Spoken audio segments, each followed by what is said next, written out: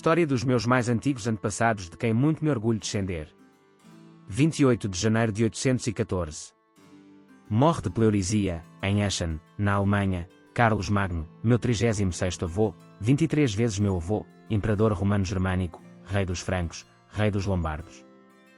Carlos Magno, imperador romano-germânico, rei dos francos, rei dos lombardos, nasce em Jalhem, a 2 de abril de 747, e morre a 28 de janeiro de 814, na Renânia do Norte-Westfália, Eschen, Aix-la-Chapelle. Era filho de Pepino III o Breve, rei dos francos, e de Berta de Laon, neto paterno de Carlos Martel, duque de Austrásia, rei dos francos, e de Rutrude de Treves, e neto materno de Herdrade Caribert, conde de Laon, e de Gisela da Baviera.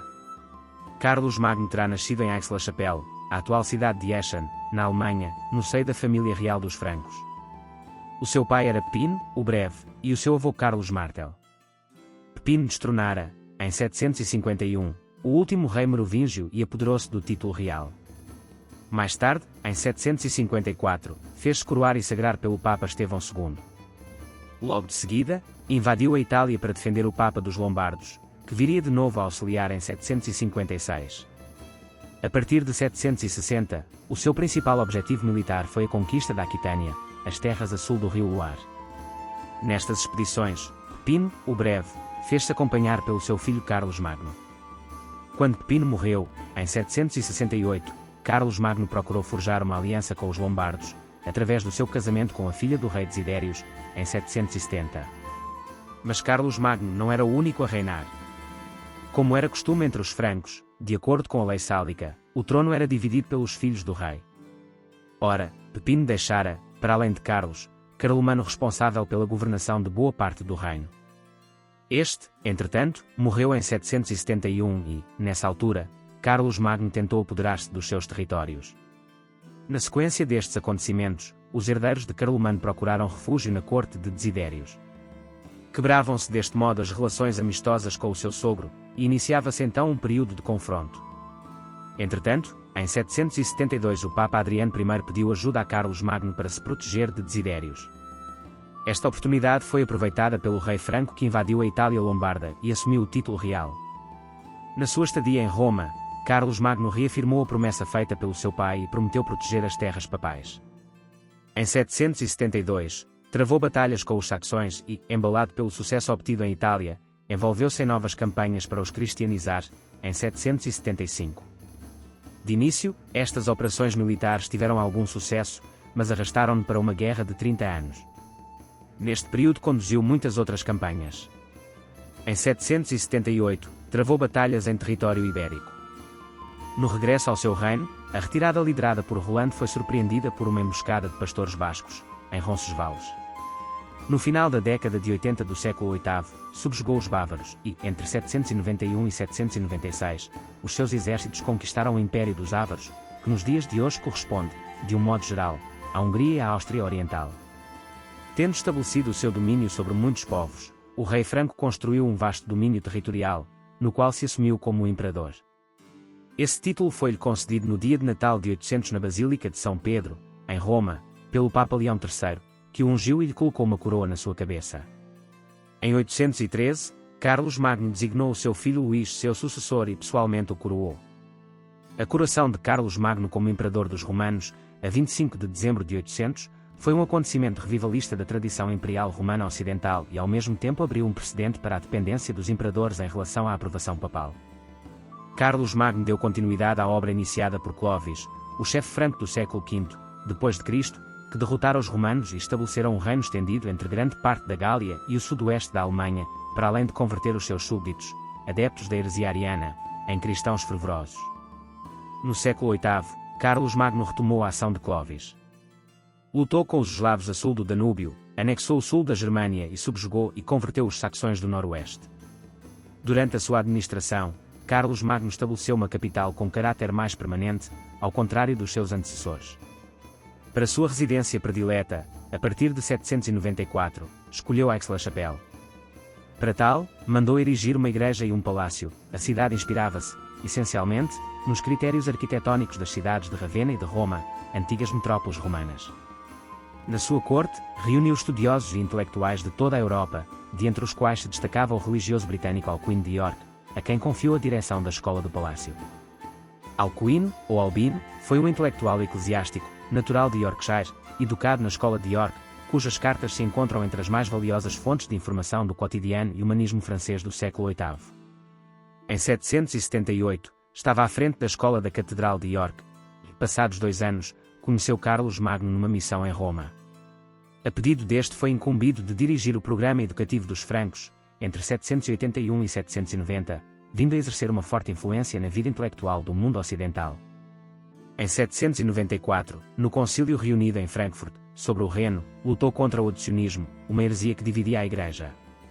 Depois de uma curta passagem pela sua terra natal, Alcuino voltou para a França. No seu regresso, foi nomeado abade de São Martinho de Tours, em 796. Da sua obra ficaram, para além das epístolas, trabalhos de retórica e poemas. Carlos Magno tornou-se famoso, em muitos cantos do mundo, pela promoção que fez da educação e mecenato das artes. Durante o seu tempo, preparou-se o advento da arte românica. Este movimento de renovação cultural ficou conhecido como Renascimento Carolíngio.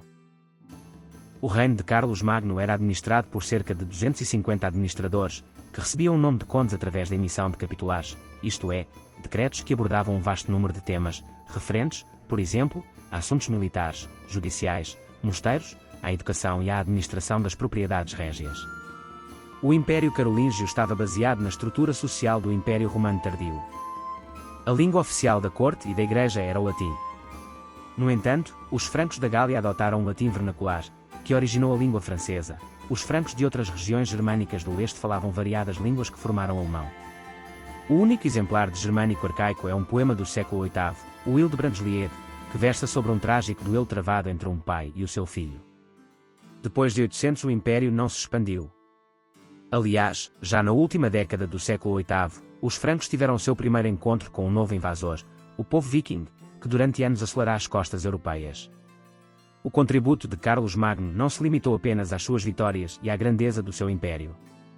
Legou-nos mais do que isso, sobretudo, trouxe uma curiosa mistura entre a tradição latina e a inovação germânica, que ele próprio representava. Por um lado, era um típico guerreiro germânico, que passou a maior parte da sua vida em campos de batalha, por outro, um campeão da cristandade, que colocou o seu imenso poder e prestígio ao serviço da doutrina cristã, da vida monástica, do ensino do latim, da cópia de livros, do respeito pela lei e fidelidade a Roma. A sua vida serviu de modelo a muitos reis medievais, uma vez que associava às culturas germânica e romana, duas referências basilares da civilização europeia, que então se forjava. Carlos Magno tornou-se rei dos francos aos 26 anos de idade. Reinou durante 46 anos e morreu de pleuresia aguda aos 71 anos, no dia 28 de janeiro de 814. Os seus restos mortais encontram-se na Catedral de Eschen, Alemanha, que fora a capital do seu império. Carlos Magno e a Península Ibérica. Desde a sua derrota em Poitiers, os muçulmanos não tinham mais ameaçado a Gália. A retaguarda que eles tinham deixado em Narbona tinha sido reprimida por Pepino, o Breve. A Península Ibérica, onde haveria de se instalar o Emirado de Córdoba, já não olharia mais para o norte e a civilização brilhante lá se espalhou sob os primeiros omíadas, dirigindo a sua atividade para as instituições islâmicas próximas ao Mediterrâneo. Mas estes progressos tiveram naturalmente por consequência o desviar das suas energias das grandes empresas de proselitismo para as concentrarem sobre si mesmo. Ao mesmo tempo que as ciências se desenvolveram e que a arte se expandiu, surgiram as querelas religiosas e políticas. A Península Ibérica não foi mais poupada que o resto do mundo muçulmano. Aliança com Sulimão Al-Árabe. Em 777, depois da Assembleia de Paderborn, na Saxónia, Carlos Magno recebeu os emissários de vários governos muçulmanos da Península Ibérica, incluindo o de Barcelona, em rebelião contra o Emirado de Córdoba. Sulimão Al-Árabe concordou permitir aos francos a conquista de Saragossa. Carlos Magno decide acompanhar e intervir no norte da Península Ibérica, provavelmente não por motivos religiosos, mas sobretudo para a segurança da fronteira sul da Aquitânia. A expedição de 778. Uma dupla expedição ocorreu na primavera de 778 e durante o verão os dois exércitos reuniram-se perto de Saragossa. Ameaçados por uma intervenção do emir de Córdoba, os francos levantam o cerco e deixam a Península Ibérica após terem pilhado Pamplona. Este erro cometido piorou com o revés sofrido na retaguarda de Carlos Magno, pelos Vascões, senhores da travessia dos Pirineus. A emboscada é principalmente conduzida pelos bascos, mas é provável que tenham também participado os habitantes de Pamplona e os ex-aliados muçulmanos de Carlos Magno. Para a época, esta expedição passou um pouco despercebida. A lembrança do conde Rolando morto na emboscada não se perpetuou levando, só mais tarde, ao entusiasmo religioso e guerreiro que surgiu na Europa na época da Primeira Cruzada, que fez de Rolando o mais heroico dos valentes da epopeia francesa e cristã e transformou a campanha, na qual ele enfrentou a morte numa luta gigantesca contra o Islão. A constituição da Marca Espanhola. Depois disso, Carlos Magno não interveio mais pessoalmente na Península Ibérica, deixando o cuidado das operações aos responsáveis militares da Aquitânia, os condes de Toulouse-Chorson, depois Guilherme de Tolosa e também o rei Luís. Apesar de uma derrota sofrida por Guilherme na Septimânia, 793, os aquitanos foram capazes ainda de conquistar alguns territórios na Península Ibérica, Gerona, Barcelona, 801, a Cerdanha e Urgel. No entanto, apesar de 3 tentativas por parte do rei Luís, não conseguiram tomar Tortosa. Em 814, Saragossa e no Vale do Ebro permanecem ainda muçulmanos, e por muito tempo. Os territórios reconquistados fazem parte da reconquista da Península Ibérica. Família e descendência. Carlos Magno casou 5 vezes e teve filhos de outras mulheres. Sua primeira esposa, Imiltrude, com quem casou em 766 e cujo casamento nunca foi oficialmente anulado, teve Amaldro, uma menina. Pepino, o Corcunda. Do seu segundo matrimónio, com a filha de Desidério, rei dos Lombardos, referida como Desidrata ou Desidéria, o nome Ermengarda seria uma criação de Alessandro Manzoni, cujo casamento se deu a 768 e foi anulado a 771. Não houve descendência. Sua terceira esposa, Hildegarda de Vintegal, rainha dos francos, minha 36ª avó, 23 vezes minha avó, com quem casou em 771 e que morreu a 784, e era filha de Geraldo I de Vintegal, conde de Anglachau e de Ama da Alemanha, teve Carlos, o jovem, duque de Enjalhém, que foi designado rei dos francos, casou com Juliana, meus 35º avós, 3 vezes meus avós. Adelaide. Rutrude, casou com Rorgan I, conde do Maine, meus 35º avós, 14 vezes meus avós, e dele teve 2 filhos e uma filha. Rutrude terá sido monja no fim da sua vida. Noiva, durante 6 anos, de Constantino VI, filho da imperatriz Irene.